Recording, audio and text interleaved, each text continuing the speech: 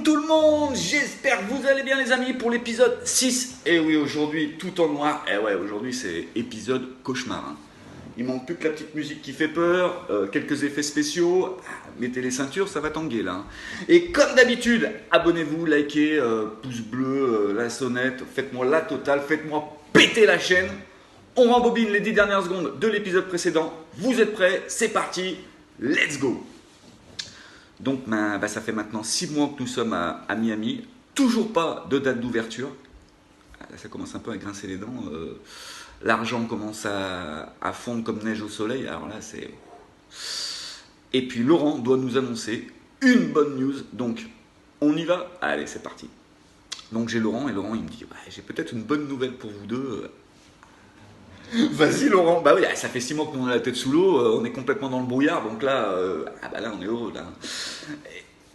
Oui là, et je dis vas-y Laurent, vas-y. Il me dit en fait j'étais au Plaza hier avec une amie à New York, et ça fait 15 ans qu'elle travaille dans un grand salon à New York, et elle aimerait se mettre à son compte en Floride, à Delray Beach. Delray Beach c'est à 30 minutes à peu près de Miami, timing parfait. Elle aimerait ouvrir son salon dans une galerie d'art. Là, je dis Laurent, là, ça... Une petite bouffée d'oxygène, un petit rayon de soleil. On prend. Là, on était requinqués, là. Là, c'était... Et puis, il me dit, attends. Je lui dis, oui, j'attends. Si tu me dis encore une deuxième bonne nouvelle, je prends. Il me dit, ce sera le jour de l'an. On vient avec Fabienne à Miami, on le fait ensemble. Et comme ça, le 3 janvier, on va à Delray Beach et on visite le salon. Ça c'est le top. Merci Laurent. Je raccroche, attendez, là on va redescendre de 10 étages. Là on pénètre dans le début du cauchemar.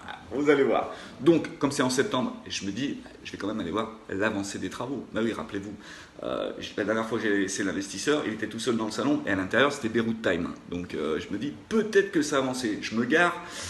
Franchement, je suis franc avec vous, j'ose pas rentrer dans le salon. Et puis au loin, je vois Edouard qui est au café, et je me dis peut-être que lui il a osé, et je vais peut-être avoir des news avec lui. Qui sait? J'arrive, je m'assois, et je vois Edouard, il est pas bien. Je dis Edouard, qu'est-ce qui t'arrive? Ça va pas? Il me dit, en fait, ça fait quelques semaines maintenant que j'aimerais t'en parler, mais j'ose pas. Je dis vas-y, parle, qu'est-ce qui se passe? Il me dit en fait, tous les jours, les investisseurs me parle de casser votre visa. Mais prends-le pas mal. Je vais pas le prendre. J'ai tout vendu. J'ai fait une croix sur ma vie en France. J'ai refusé Monsieur Laurent Dufour. J'ai cru en leur rêve américain. Là, je suis en plein cauchemar. Et il faut... là, c'est même plus un coup de poignard. Là on passe aux menaces, carrément. Et il me dit... en plus... parce que je lui dis, en plus. Vas-y. Là, je suis prêt à tout, là. Parce que là, j'ai pris une sacrée frappe, quand même. Là, j'ai pris un scud, là. Là, j'étais pas bien, je vous le dis. Et il me dit, en plus, il est très jaloux et très... vis-à-vis de Laurent Dufour. Il dit que c'est un gourou pour toi, t'es sous son emprise, sous son influence. Donc, ça le frustre. Ok. Donc toi Laurent, t'apprends des choses. Ok, Laurent c'est mon gourou. Non, en fait Laurent c'était mon seul ami que j'avais aux États-Unis. En fait c'était mon relais. C'était mon mentor, mon ami, mon conseiller, mais c'était quelqu'un que... On parlait plus de tous les problèmes que j'avais avec Sandrine à Miami que de tout le reste. Donc c'est vrai que leur joujou, parce qu'on était leur joujou, vous savez, vous êtes à 8000 km, 6 heures de décalage. Donc, vous ne pouvez pas appeler votre famille ou vos amis parce que eux, en fait, ils croient que vous vivez le rêve américain. Oui, ils voient quelques palmiers, quelques Ferrari, quelques Porsche. Moi, les palmiers, les Ferrari, je peux vous dire qu'au bout de 3 mois, je ne les voyais plus. Voilà. Donc, Laurent Dufour, oui, il gênait parce que ces gens-là, ils veulent avoir leur joujou qu'à eux. Oui. Attendez, il faut... oui, c'est plus facile de mettre sous pression une famille seule dans un pays où la langue c'est très compliqué, les règles sont pas les mêmes, oui, vous pouvez les mettre carrément sous pression, mais on n'est pas tombé dans leur jeu, ne vous inquiétez pas. Donc aussi, j'aimerais faire un big coup de gueule pour tous ces gens. Et oui, parce que nous, on a vu des familles entières, des drames. Ah oui, ils sont tombés sur des gens comme eux. Ça a été un enfer. Donc, ouais, j'ai beaucoup. Je vais être franc avec vous, cet épisode, quand je suis en train de le faire avec vous, ça me rappelle énormément de souvenirs et ça me fait vraiment mal Mais ça m'a appris aussi beaucoup de choses sur l'être humain. La méchanceté, jusqu'où peut aller la jalousie des gens. Nous, vous voulez qu'on fasse quoi? Ça faisait 8 mois que le salon n'était pas ouvert, on fait quoi? Je vais pas couper les cheveux dans la rue. Vous voulez qu'on fasse quoi? Eh ben oui, le bateau, il coulait. Il coulait, il y avait de l'eau qui rentrait de partout. Ils voulaient nous enchaîner avec eux, nous mettre dans le bateau et couler avec eux. Ah bah oui, on n'assume pas, les gens ils n'assument plus leurs responsabilités. On préfère dire que c'est la faute de l'autre. Eh oui, c'est plus facile, nous on était les boucs émissaires, on était les coupables, on avait tous les maux de la terre. Eh oui. Alors donc nous on encaissait. Hein? Eh, on va se calmer. Ouais mais il faut le dire quand même. Hein? Vous êtes d'accord, il faut le dire qu'il faut dénoncer ces gens. Je ferme la parenthèse. Et puis là, Edouard, il me dit Jean-Christophe, c'est entre nous, hein, tu dis rien. T'inquiète pas, Edouard, t'inquiète pas. Je me lève, qui je croise en premier? L'investisseur. Ah bah là, Edouard, il arrive, il se met entre nous, il fait le tampon, et il me prend, il me dit Jean-Christophe, là, t'es aux États-Unis. Les règles sont pas les mêmes qu'en France. Et puis en plus, ils attendent que ça. Déjà, t'as l'épée de Damoclès. Là, tu fais un pas de plus, ça coupe. Il me dit, rentre chez toi, va te calmer. Hein. Je rentre chez moi. Je dis ça à ma femme. Elle a pris un chaos direct. Elle est sous le choc. Et puis en face, j'ai ma fille. Et puis alors là l'effet qui se coule, 10 millième là. Elle me dit, papa, bah voilà, j'ai décidé de rentrer en France le 2 janvier. Comment résister à toute cette tension, cette pression? Franchement, je me demande encore aujourd'hui comment j'ai fait. De ne pas tourner Kazakh avec toutes ces histoires qui m'ont rendu fou.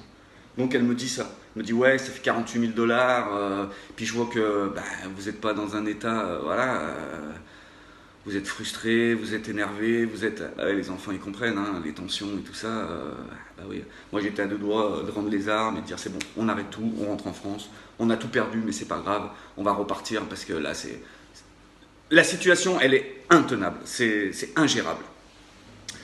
Octobre arrive, Edouard m'appelle, il me dit ouais Jean-Christophe, il y a Halloween qui arrive, les investisseurs vous invitent pour la parade sur Ocean Drive.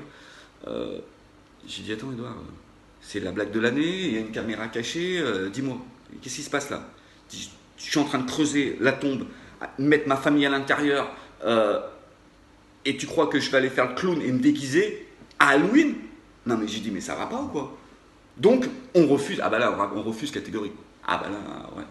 Imaginez le mois de novembre. On se croisait à 15 mètres. Ah il fallait mieux. Franchement il valait mieux.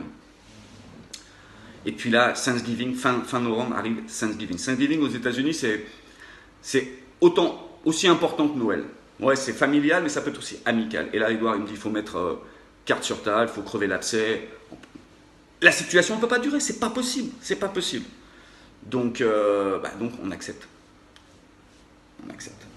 Donc, moi, je vais là-bas, je peux vous dire, version Moonwalker. Ah bah là, et je peux vous dire que la dinde, elle est là, elle n'est jamais passée.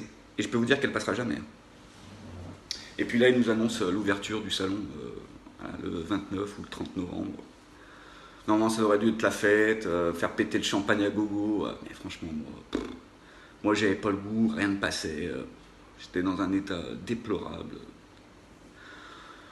Donc j'avais quand même anticipé l'ouverture du salon, donc j'avais contacté sur Instagram des Français vivant à Miami. Donc eux ils ont joué le jeu, donc je leur fais un big up à Greg de Bagatelle, à Julien Coglierini, le monsieur muscle de Miami, à Marjo, à Kiki, à Damien, à Michel, à Laurent, à tout. Voilà. Merci à vous, ça m'a touché, vous le savez, du fond du cœur. Merci à vous. Le 15 décembre arrive, ah bah oui, le 15 décembre, tous les 15 jours aux États-Unis, vous êtes payé. Ça dépend, des fois c'est toutes les semaines. Nous, c'est tous les 15 jours. Donc, 15 décembre, jour de paye, les amis. Eh oui. Donc, on reçoit l'enveloppe, on l'ouvre, on prend le chèque, on regarde, et là...